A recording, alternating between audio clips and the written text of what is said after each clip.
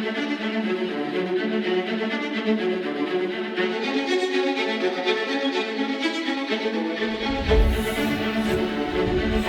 Royal Infirmary is around 60 years old. A lot of smaller buildings are within that age range.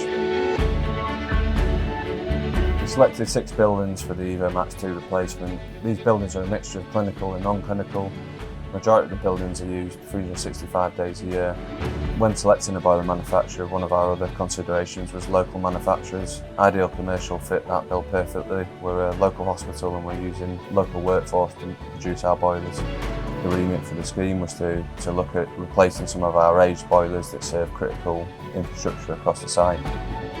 Originally, we had the Ideal Super Series 3 and 4. These boilers had served us well and lasted in excess of 30 years. So Ideal Commercial were our first choice. We chose to work with Ideal Commercial because they're a Hull firm, UK built boilers, prestigious company in the area. Worked with them many times in the past on other projects. They suggested the new Evomax 2. Better controls that are more user friendly. Flues are easy to install because they've got the non-return valve inside the flue. It's easy to mount on the frames and a lot more space inside the boiler for working on in future for maintenance purposes.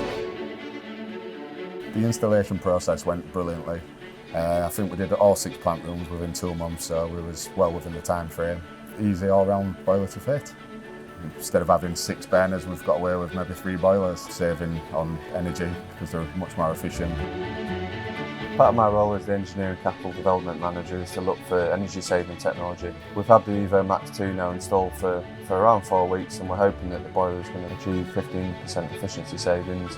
This as a trust equates to us around £2,000 per boiler house per annum, giving us £12,000 savings per annum.